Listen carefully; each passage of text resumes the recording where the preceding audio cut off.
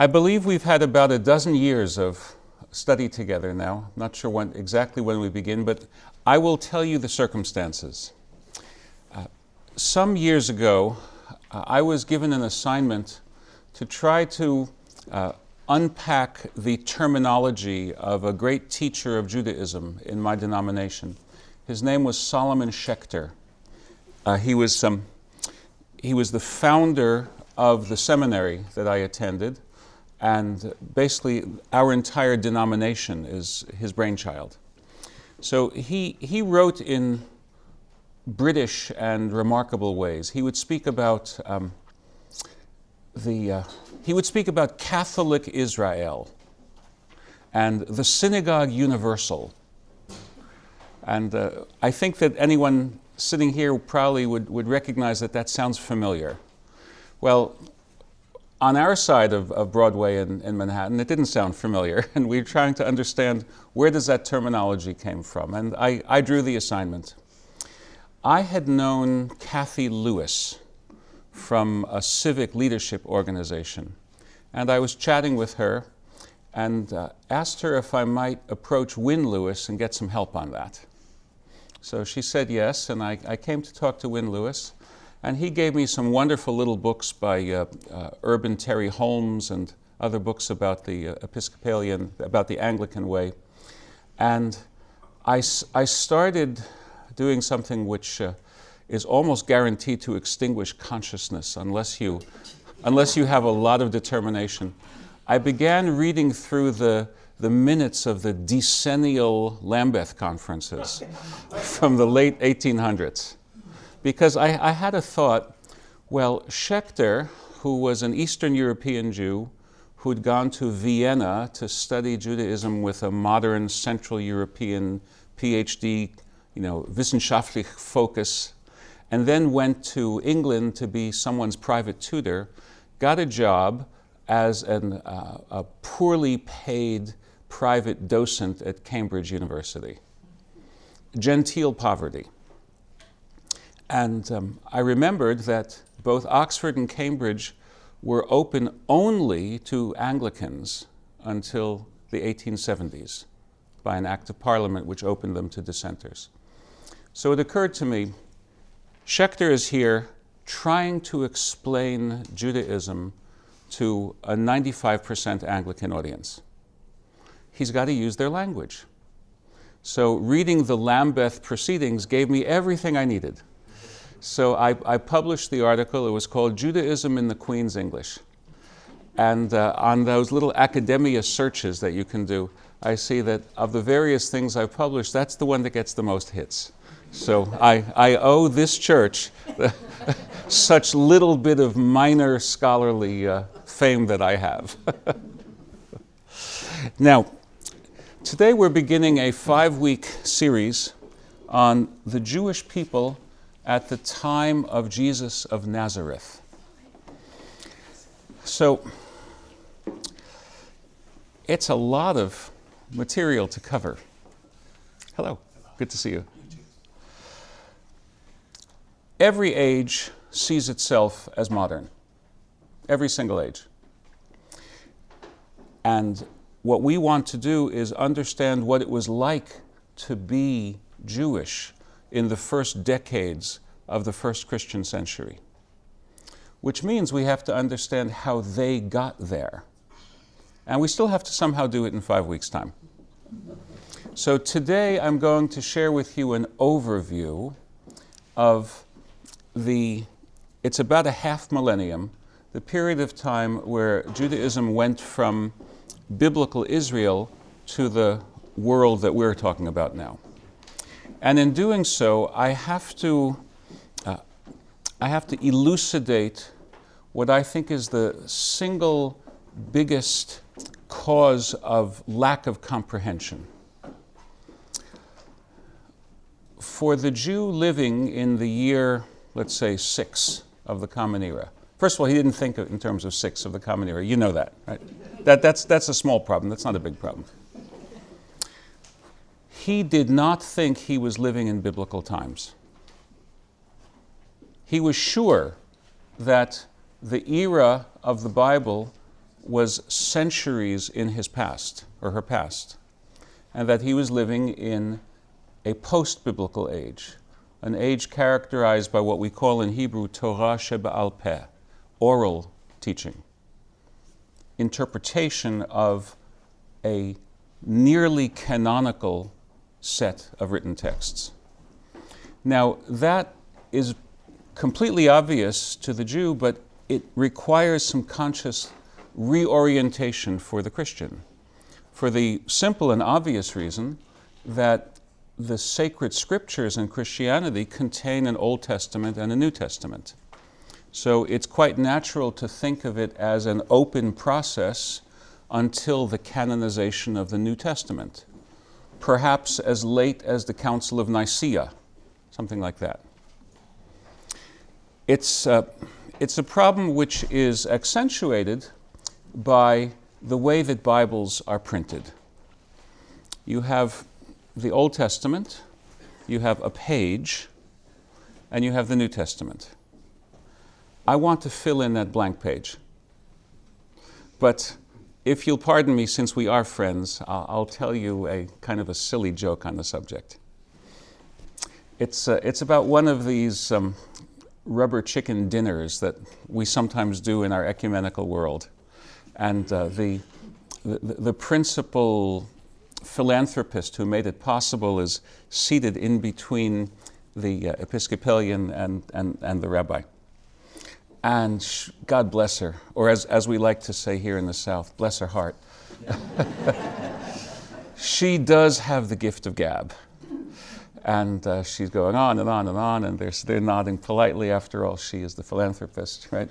You understand these things, right? And then finally, she delivers her best bon mot. She says, "I feel like the page between the testaments." So the Anglican priest whispers to the rabbi, "You may not know this because of the way your Bible is laid out, but in my Bible, that's an empty page."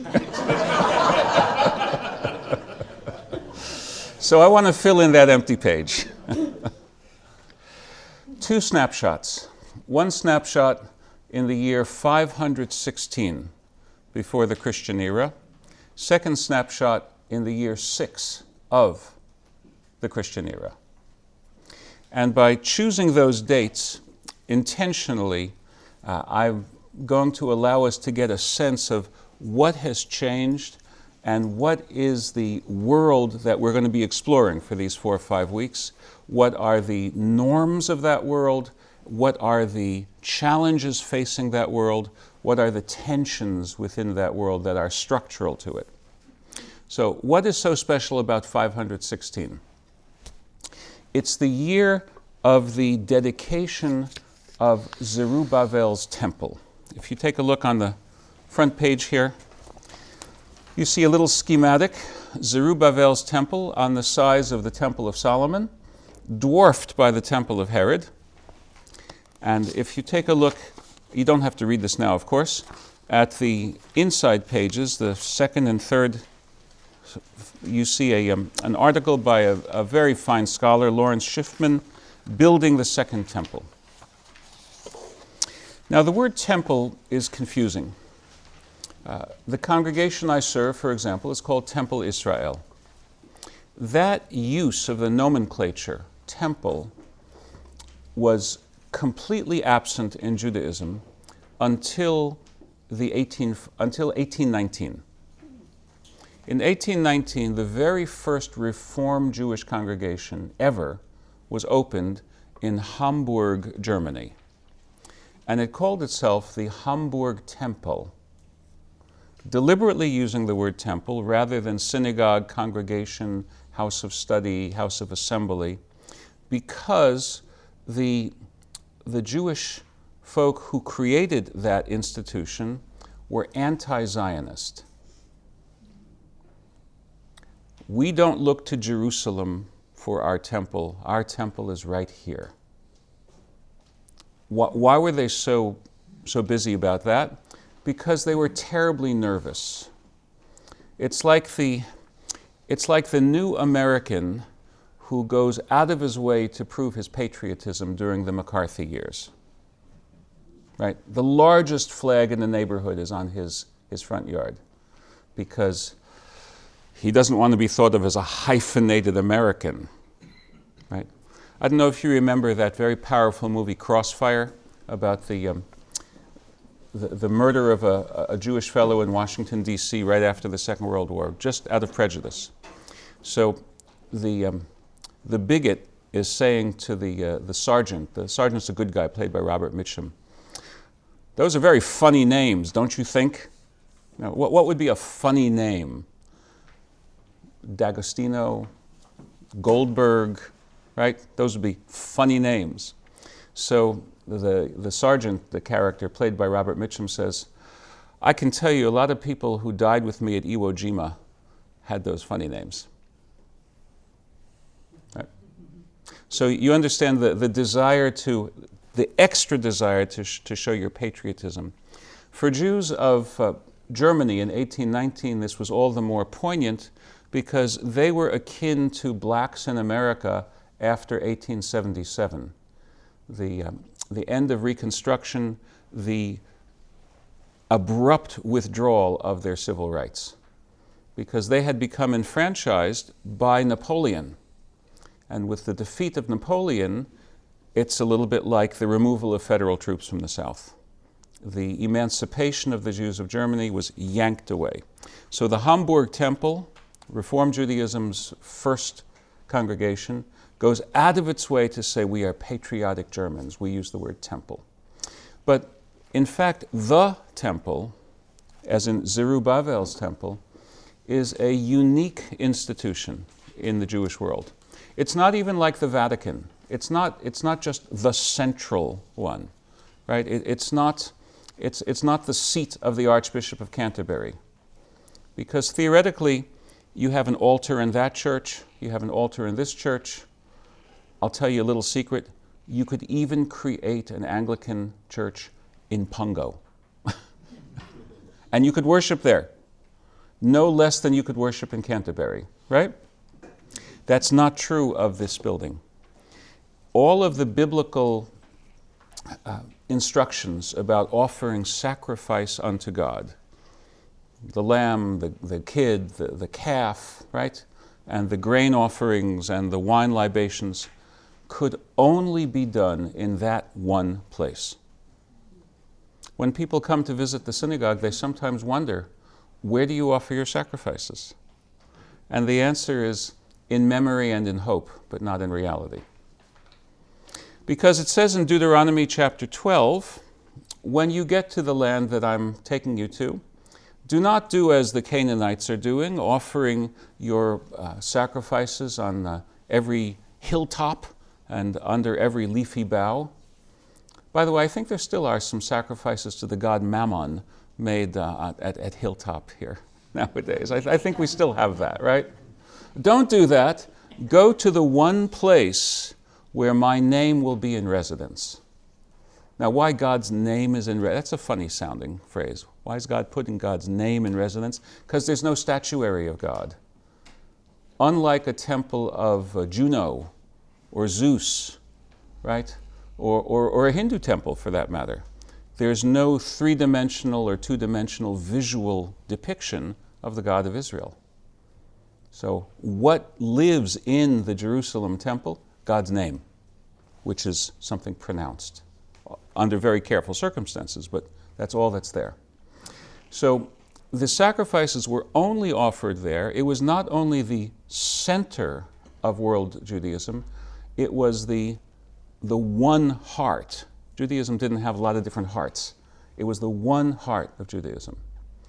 And to vault a little ways beyond the end of our 5 weeks, how did Judaism survive the loss of that temple when the Romans destroyed it?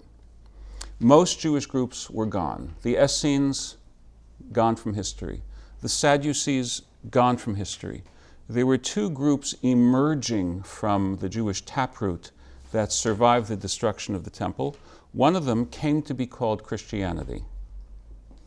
The other one came to be called Rabbinic Judaism, because each of them had an answer to how to keep your connection with God without that temple. So 516 before the Common Era is a very, very important date because it represents the reestablishment of temple-centered Judaism. In that sense, it's backward looking. Right? It's looking back to Solomon's accomplishment. Solomon had built this temple some 4 centuries before. And there had been a tabernacle that you know from the end of the book of Exodus, or maybe from Steven Spielberg movies, right? Older still than that. And in the Ark of the Covenant, there were words, the words of the 10 Commandments on the tablets of stone, both the replacement tablets and the shattered tablets. By the way, there's a good sermon in that. I invite you to think about the sermonic possibilities of the shattered tablets are also preserved in the Ark of the Covenant.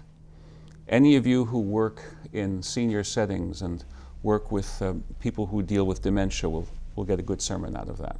Okay, I'll leave that for the preachers here.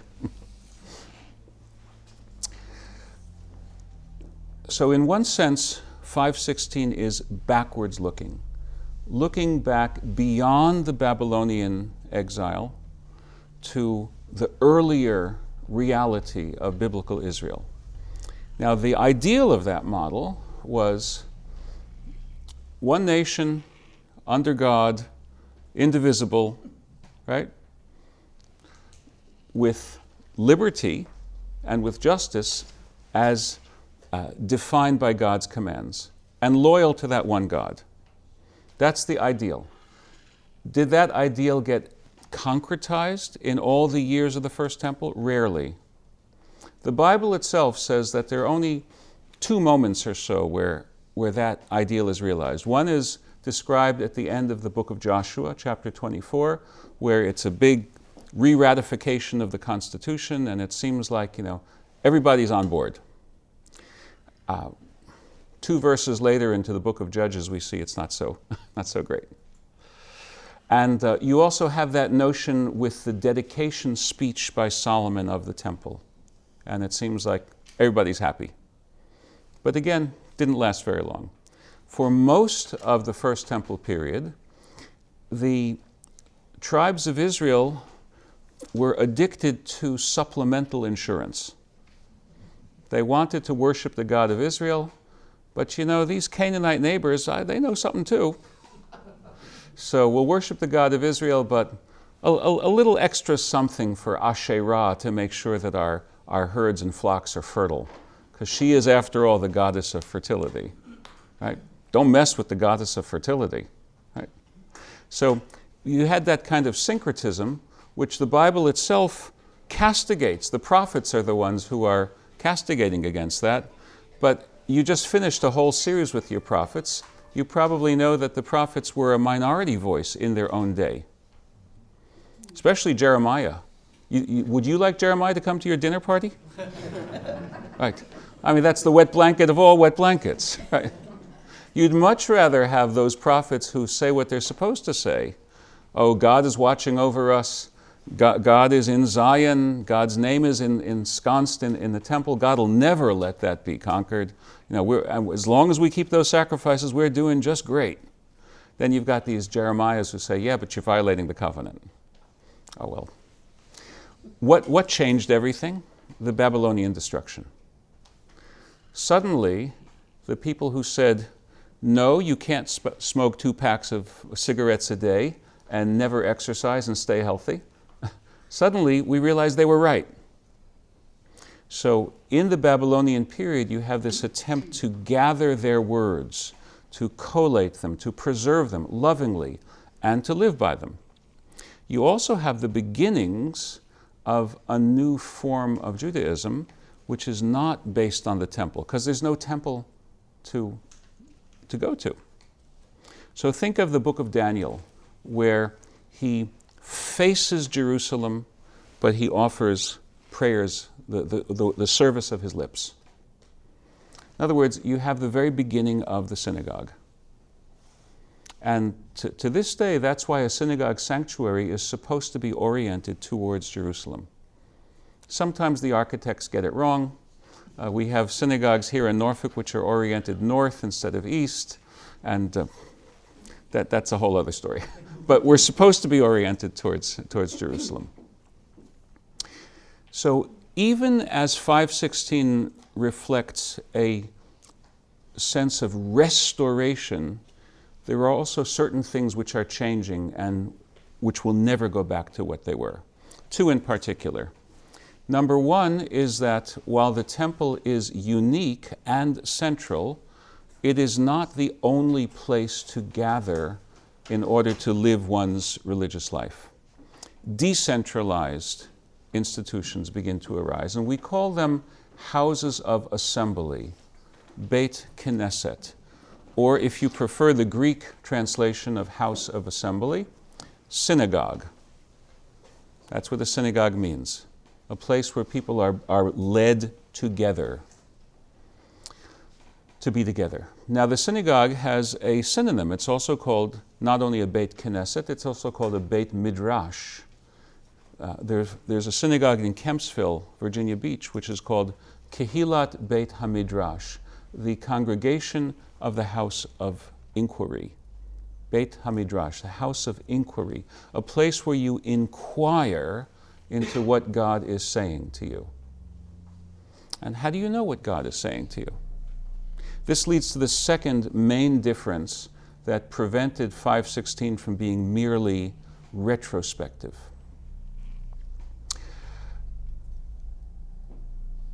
The Jewish people, the tribes of Israel, living in the year, say, 600, the time of King Josiah, they weren't living in a world characterized by Bible study. They had prophets who told them what God was saying. Of course, it was difficult because the prophets could disagree with each other. So the book of Deuteronomy already reflects that. He says, how do you know if a prophet is a true prophet or not? And the book of Deuteronomy says, well, if the prophet's words agree with what's being taught here, then he's a true prophet. Which, of course, makes the prophet redundant. Once the prophet's litmus test is, does he agree with the book of Deuteronomy, who needs a prophet? What you need is a scribe and an interpreter and ultimately a rabbi. So there's this transition which is going on that was sparked by the penitential mood in Babylon.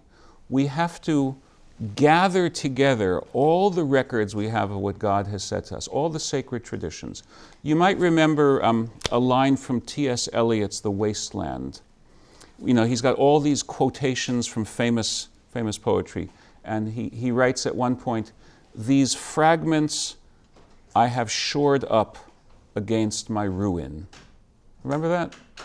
That's the only thing I remember from T.S. Eliot. I read it in 12th grade. That one couplet I remembered because it reminded me of what the Jewish people were doing in the Babylonian exile. So these fragments, and finally they get collated. Who collated them? Well, Bible scholars always have single letters for what they don't know. They don't know who wrote Deuteronomy, so they call him D, the Deuteronomist, right? They don't know who wrote the first stories, but they use the name Jehovah, so they call him J, or they call her J, right? They don't know who wrote the big priestly section, so they call him P, right? So, and then the one who pulled them all together, they call R for redactor. So maybe it was Ezra. Maybe it was someone like Ezra. We don't know, and it's not totally important. But it means that the desire to pull together the record of what the community accepts as what God has spoken to us characterizes the religious activity of these generations, 500s, maybe 400s before the Common Era. Now, I understand that many of you have just finished a series looking at the biblical prophets. So I'd like you to remember that the last prophet, Malachi, has a very interesting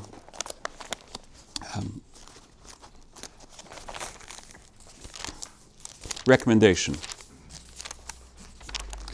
I think of this as almost the the epitaph. If I were going to write, if I were going to design, if I were Norfolk Monument Stone, and I was going to give an epitaph for the prophetic movement, I would quote Malachi, where he says, chapter 3, verse 22, Zichru Torat Moshe Avdi, Asher tziviti oto v'chorev al kol Yisrael chukim u'mishpatim.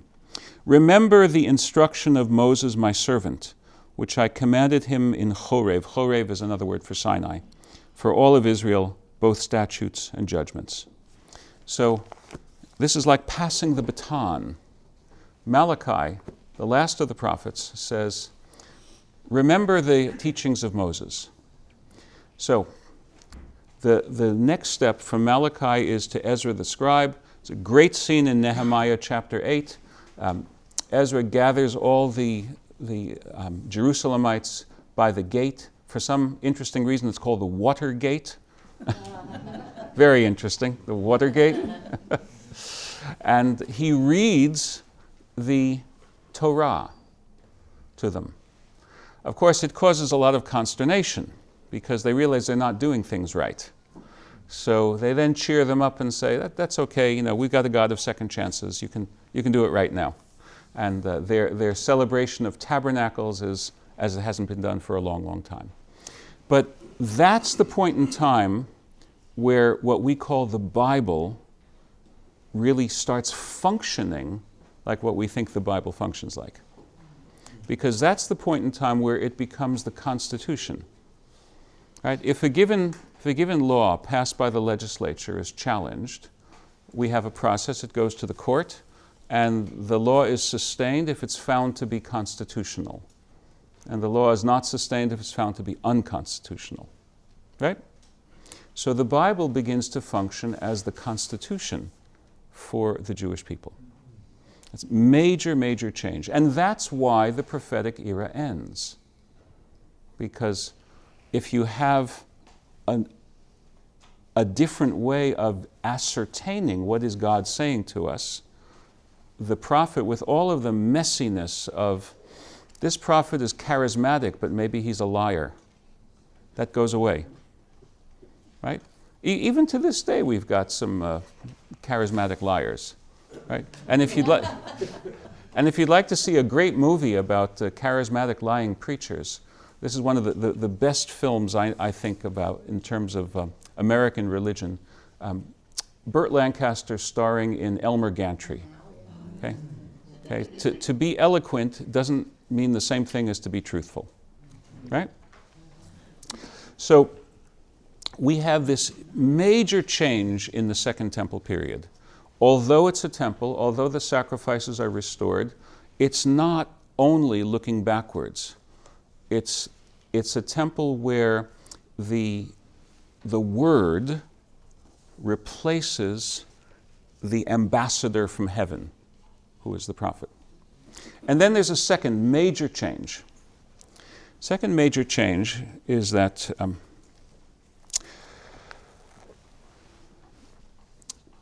the notion in Joshua and Deuteronomy and so on and so forth is that the Israelites, although now I'm going to call them the Jews, because the other tribes are exiled by the Assyrians, and what's left is the tribe of Judah and a few others.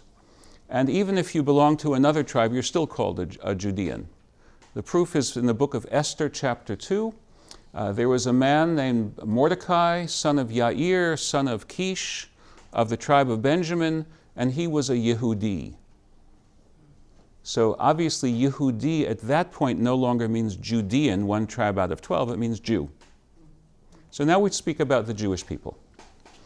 So the other big change for the Jewish people is that, with rare exceptions, throughout our period of a half millennium, they would never again be independent. The notion that you see from Joshua all the way down to Jehoiakim is that the Jews were an independent people in their land under their God, and that their tenure on that land and their status as independent was contingent on their fulfillment of the covenant that God gave them at Chorev or Sinai, depending on which part of the Bible you're reading. It's the same thing. By the way, how does that happen? Well, let me ask you. General Lee invades the north in October of 1862, and his army faces a setback, and he retreats to Virginia. What was the name of that battle? Antietam. Anyone now have a different name for that battle? Sharpsburg. Sharpsburg. I'll give you another example. 1862, General Grant is working his way down the Mississippi River, and he has a major two-day battle, April of 1862, highest casualty rates up to that point in the war. What's the name of that battle? Vicksburg. No, Vicksburg is the next year. Pittsburgh Landing. But we damn Yankees call it Shiloh. So there are different traditions about how to name various places.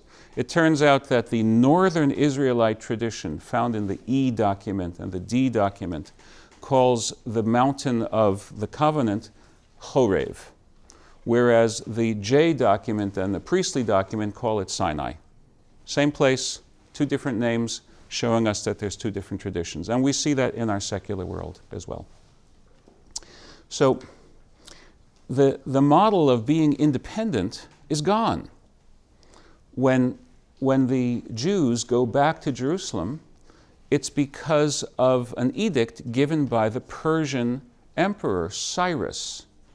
Has anyone been to the British Museum? Have you seen the Cyrus cylinder? Isn't that an awesome thing to see? In the Cyrus cylinder, Cyrus announces that conquered people may go back to their hometowns and rebuild their destroyed sanctuaries. Not just Jews. Babylonians too could go back to their home city and rebuild because Cyrus did believe in supplemental insurance. He thought that if all of the peoples I'm ruling over have their temples and give sacrifices to their gods and put in a good word for me, it's got to help. And indeed it did, although maybe not in the way that he thought.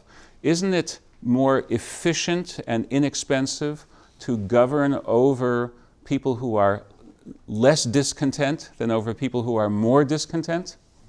Right? All of the Nazi divisions didn't pacify Yugoslavia. Right?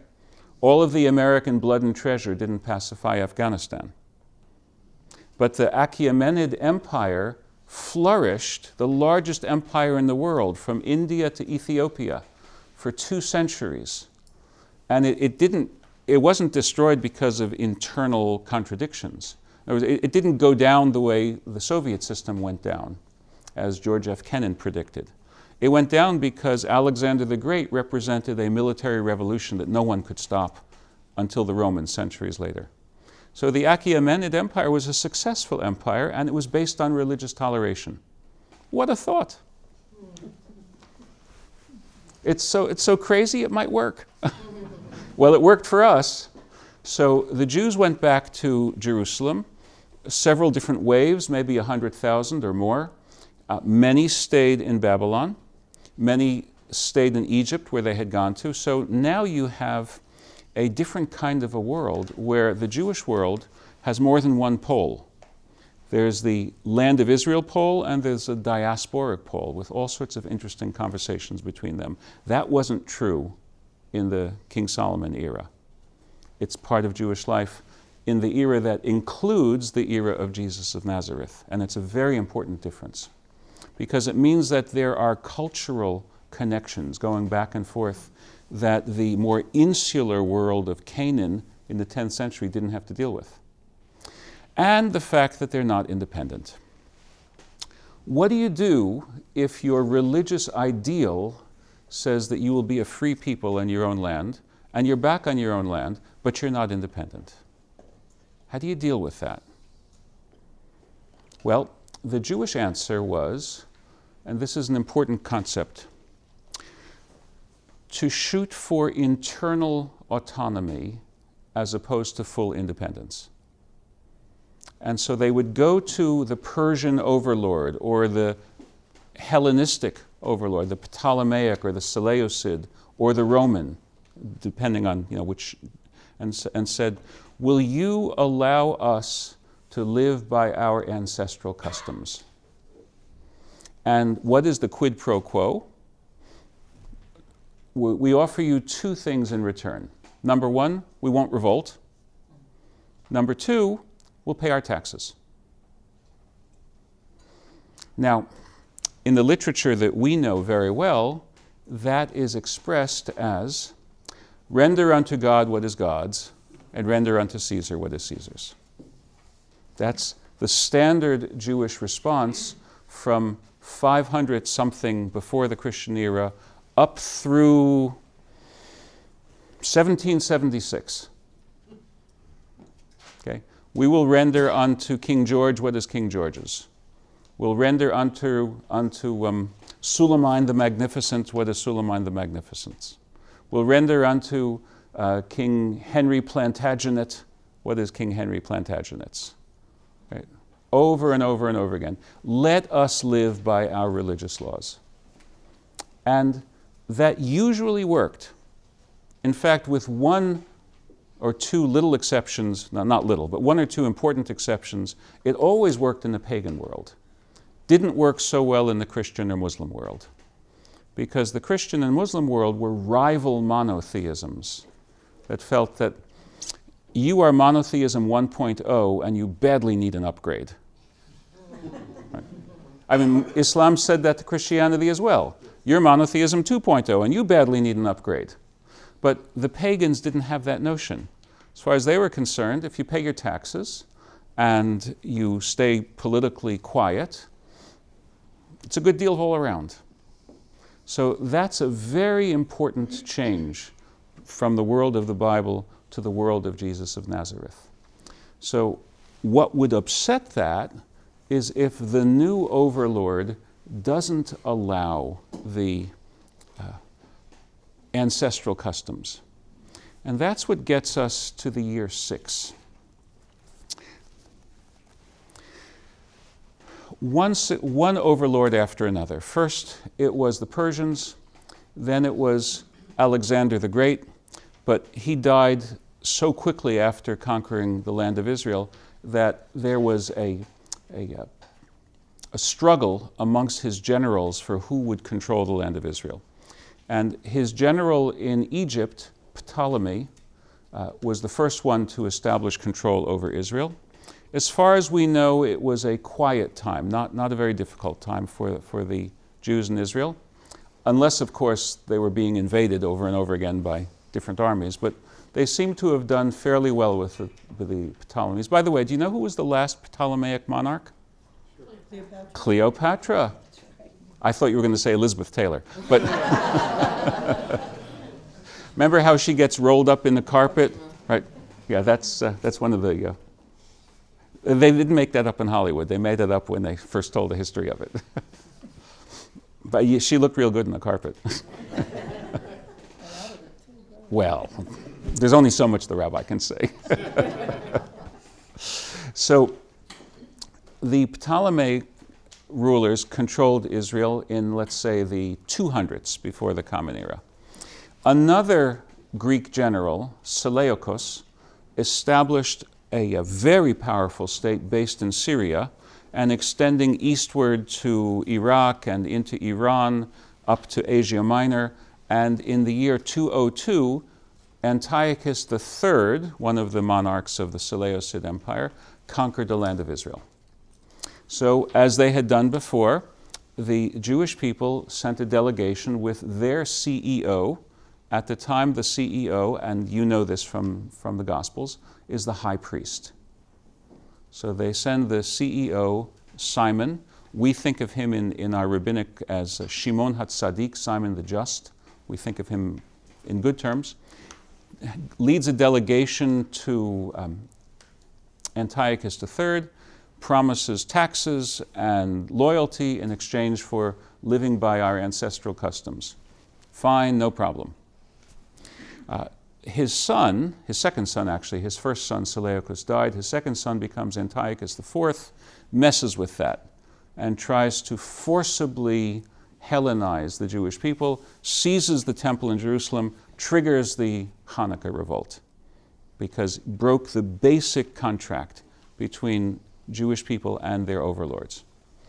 The Jewish revolt was more or less successful, mostly because the rising power of the Roman Republic wanted to weaken the Seleucid state and all other states.